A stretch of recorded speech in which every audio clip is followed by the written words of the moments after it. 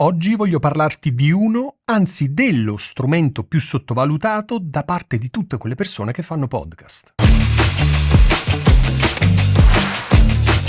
Come ti dicevo nell'introduzione, oggi ti voglio parlare di un accessorio, di uno strumento, di una parte dell'attrezzatura che è dal mio punto di vista quella più sottovalutata in assoluto.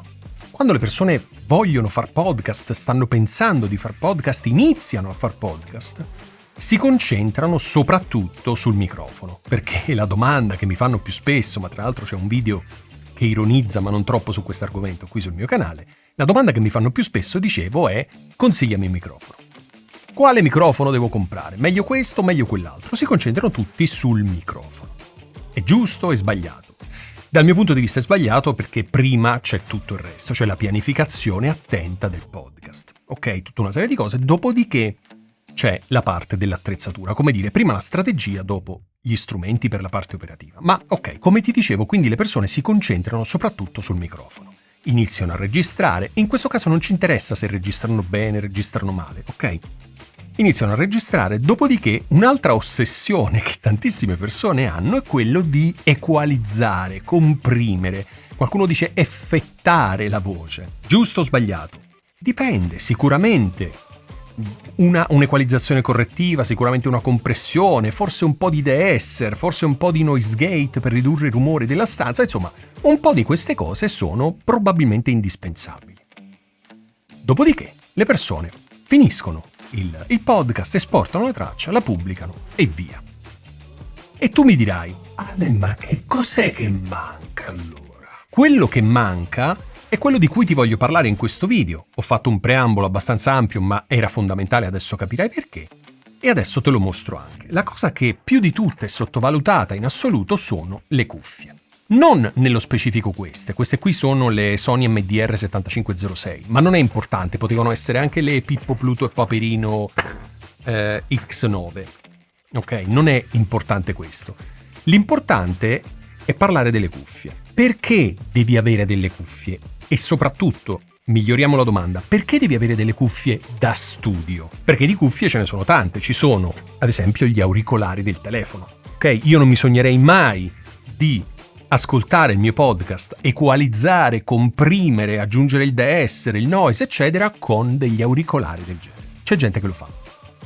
E i risultati li possiamo ascoltare tutti. Ci sono persone che utilizzano le prime cuffie che trovano in casa, quindi magari le cuffie con le quali ascoltano la musica. E tu mi dirai: Ale, che male c'è? Il problema qual è? È che le cuffie hi-fi, si chiamano così, sono le cuffie per cui una persona può ascoltare la musica e quella musica gli piace tanto. Perché? Perché quelle cuffie sono cuffie sbilanciate, nel senso che non hanno una risposta flat, una risposta lineare, ma hanno dei bassi belli evidenziati, hanno degli alti abbastanza spinti e ci fanno sentire la musica ancora più bella di quella che è. È il loro compito e lo fanno decentemente. Le cuffie da studio servono a farci ascoltare il nostro podcast e quindi la nostra voce così com'è. Farci ascoltare tutti gli errori, tutte le criticità, tutte le imperfezioni. Se non fosse così, come faremmo a capire come equalizzare, come comprimere, come aggiungere il de-essere, il noise gate o quello che ti pare? Se non utilizzi delle cuffie da studio, e bada bene, quando parlo di cuffie da studio non dico che devi per forza spendere 150 euro. In descrizione ti metto tutta una serie di cuffie organizzate più o meno per prezzo in modo che tu possa scegliere. Ma sono indispensabili, anche se costano poco, ma sono cuffie da studio, vanno bene lo stesso. Certo, non saranno le cuffie più lineari del mondo, ma sicuramente non saranno cuffie hi-fi. Cioè, sono cuffie che ti aiutano a comprendere quello che hai registrato. Altrimenti, sai cosa succede? Se tu non utilizzi delle cuffie da studio, ma utilizzi delle cuffie hi-fi o gli auricolari, quello che senti non è quello che ascolteranno le persone. Stai facendo cose a caso. Ecco, possiamo dire così: o utilizzi cuffie da studio o fai le cose a caso. Questo è il punto, non c'è alternativa. Perché se non sai che cosa stai facendo, se hai un ascolto falsato, come fai a equalizzare? Sulla base di cosa? Di quello che ascolti in maniera falsata? Quindi la cuffietta magari ti fa sentire un sacco di bassi e tu li vai a ridurre perché sono eccessivi. Ma in realtà se tu ascoltassi con le cuffie da studio, quei bassi non ci sarebbero. È solo un esempio questo. Capisci che cosa voglio dire? Se tu vuoi fare podcast, ma non a livello professionale, se tu vuoi fare podcast, punto, ok?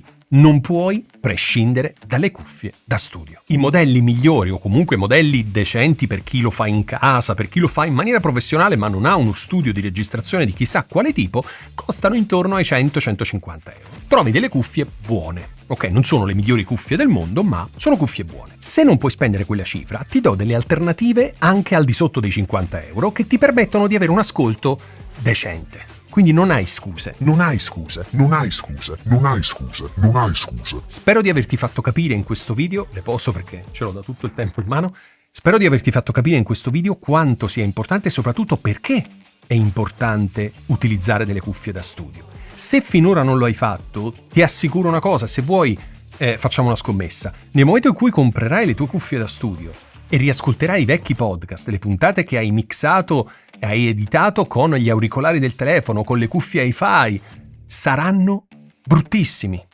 Li sentirai malissimo e dirai porca miseria, che cosa ho fatto? Che cosa ho pubblicato? Ora, non devi vincere il premio come podcast dalla migliore qualità, ma almeno suonare decentemente, no? Penso che questo sia nel tuo interesse. Altrimenti perché fai podcast, scusami? Ok? Quindi ok il contenuto, ma la forma, un minimo di sostanza devi averla. Per favore, nel tuo unico ed esclusivo interesse, e se vuoi facciamo questa scommessa, comprati le cuffie da studio, io ti metto un elenco infinito di cuffie, no, infinito no, però ti metto un elenco di cuffie decenti da studio per tutti i prezzi, comprale, ascolta i tuoi podcast e ti giuro che resterai male. Purtroppo, mi dispiace per te.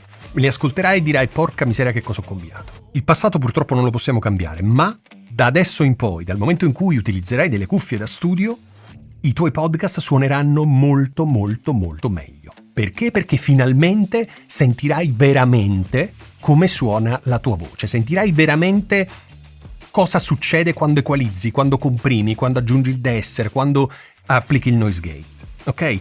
Spero in questo video, che non voleva essere molto lungo, chissà, adesso vedrò quanto è diventato lungo, ma io amo parlare, ma non perché mi piace la mia voce, cioè sì, mi piace anche la mia voce, ma mi fa piacere darti dettagli perché sono sicuro di poterti raccontare molto di più di quello che entra dentro un video, però non voglio neanche annoiarti. Quindi, se vuoi maggiori informazioni, ovviamente commenta questo video e io sarò strafelice di dartelo. Spero davvero di averti fatto capire l'importanza delle cuffie e sono veramente speranzoso del fatto che tu le comprerai e da oggi in poi riuscirai ad avere dei podcast con una qualità migliore. Non la migliore qualità del mondo, ma una qualità molto, molto migliore rispetto a quella che producevi fino all'altro giorno. Io, come al solito, sono disponibile a rispondere a tutte le tue domande, quindi commenta e attendi la mia risposta. Nel frattempo ci sentiamo settimana prossima, con le migliori cuffie possibili.